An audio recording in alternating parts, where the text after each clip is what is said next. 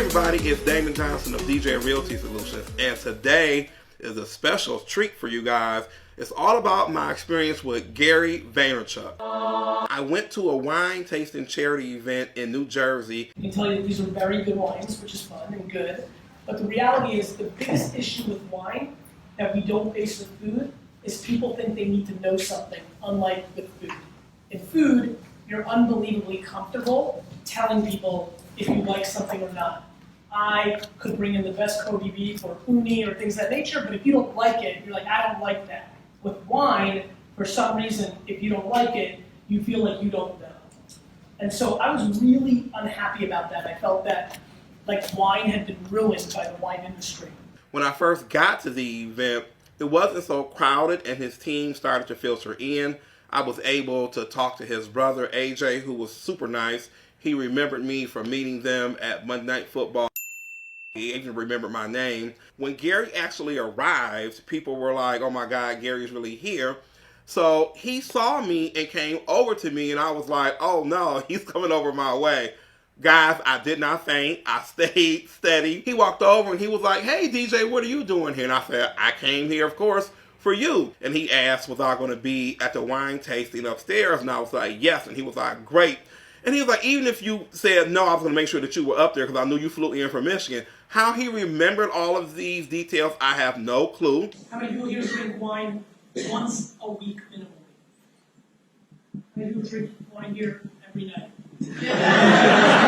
So as the event was going on, we were called to go upstairs to the VIP part with Gary, and at the table in the room, there's like maybe 25 of us, and they had like the wine glasses set up. We were going to blind taste red wine. The thing that will blow you away that happens at fine restaurants all over the country is if they take a bottle and put it in a decanter, not in front of you, and I'm talking like 11 Madison Park, I'm talking legit places. One of the big cheat codes of wine is to pour it into a blender, blend it, and pour it back into a decanter.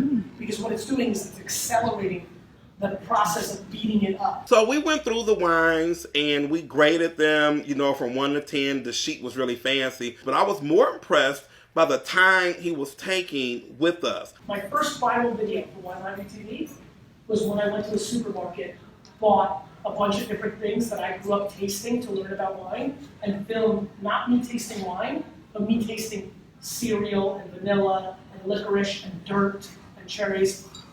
And that went super viral. That's what led to me being on Conan and Ellen, and that's actually what started my career. So our niche is we offer Italian ice with organic fruit, filtered water, and pure cane sugar. Those are our three main ingredients, and that is it. I'm smiling because I just love Italian ice so much. Yeah. And you're talking about it in a technical way, the way I talk about wine. I'm just watching everybody's face and being like, oh, First, and excuse my language, the first thing he said, this lady asked a question about when to put out her vlog and blog. He said, fuck your aunt. And we all looked like, well, I knew what he was talking about. He saw your family and your friends in business is something, it happens to me as well. They will hold you back. He says, if you're worried about the opinion of your family and friends instead of pushing out your product or pushing out your blog or doing what you want to do, you're going to fail before you even get started. He also said, stop over editing. You know, when I have an important video like this one, yeah, I'll get it edited and things like that. But if I'm just going live, he said, just go live. Just do it. Don't over edit it. There are no perfect shots. There are no perfect videos. You put it out there. If you don't put it out there and you drop dead tonight, people won't know about it. So you have to put your content out there and stop watching everybody else's stuff. Put yours out there because you never know who's going to get a hold of it. I think anything for anybody here has any ambitions, whether you want to get more cops into your system, you want people to buy into your speakers, whatever anybody, you want to run for mayor in your town, the game is very simple. Maybe because I was born in the Soviet Union, grew up an American, and I've always been fascinated with communication. I don't spend my time trying to convince people. I just over-communicate to the people that are already in the funnel.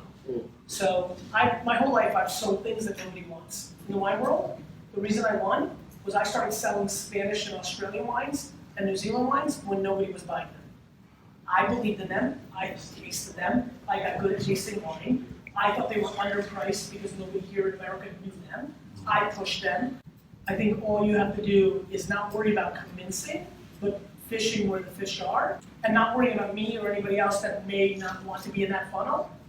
Spending time convincing people that are unconvincible is the biggest reason most people struggle. Whether I'm right about AR or not, it doesn't matter. It matters what the end consumer does. I never think I'm right. I think that the only thing that makes me right is I know the market is the only thing that's right. When they got time for my question, and I asked, first I started my question off different because everybody else got right into their question. I made sure to follow his principle of give, then ask.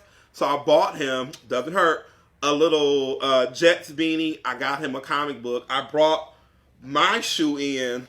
I had the pair of shoes on. You know he has a partnership with K-Swiss, so I bought my shoe to get signed, and he did sign it, and I brought my own Sharpie as well. First of all, I say thank you to your team. I'm kind of a stalker, you know that, but it's okay. I'm Damon with DJ Realty from Michigan. I did follow your advice to triple down on Facebook. Yeah. I've been getting more listens. I wouldn't couldn't buy. Oh, that's right. And so you cursed me out. Yes, I did. I did. What I really wanted to ask is, I'm not really I'm on LinkedIn, but I'm really just there because everybody else is there. Hold on to your hat. He said, well, fuck LinkedIn, DJ. I was like, yes. He was like, for my business, which is real estate, and for a lot of you other service provider-based businesses, LinkedIn isn't the place for you. I'm a big believer that you squeeze the fuck out of something that works until it doesn't before you get overly worrisome about something else. Another thing that he said is, don't be married to any platform. And I know any of you, last night, YouTube was down for like an hour. And the people were panicking like, oh my God, I can't upload nothing. This is how I make my money. It really came true. He said, don't be married to any of these platforms because they go away. He mentioned Tila Tequila, and people were like, who was that? Right? Remember the MySpace queen. She was married to MySpace. And when MySpace went away, so did she. So you have to kind of vary your platforms, vary your usage. Don't be married to your assistant. He was like, don't be married to your editor. Do the things yourself of what you can do. Another point he had was your budget. My question, I had like a twofold question, was about my Facebook budget. And he remembered me when I called him for the K-Swiss platform. That was I was asking about, what should I do about my budget? He told me to increase my Facebook ad budget and watch and see what it did. And I did do that. I increased my budget and I was able to get a lot more leads, a lot more video views, and people, were starting to know what DJ Realty was all about. He was like, why don't you quadruple it? And I got quiet like, oh. He even signed my book, the book I love. I did Jab, Jab, Jab, Right Hook. He put Damon Loves Gary. He knew my name. He didn't ask how to spell it. Nothing. Usually I tell people how to spell my name. Put a Y in it or an E or I or whatever. He put Damon Loves Gary. Almost, my knees were wobbling at that point. I took away so much. It'll be so hard to get everything in one video. But I want you to take away is listen to your client. Be speedy with your process. Go all in with your budget. Go all in with your talents. Make sure that you're trying new things. Make sure that you're giving it your all. Never rest. Never relax. And I'm going to do the same here. He said to be nice, give. And that's really key. Because on a lot of people's things, I see them, even for myself, I've made this mistake of just saying, hey, here's the house.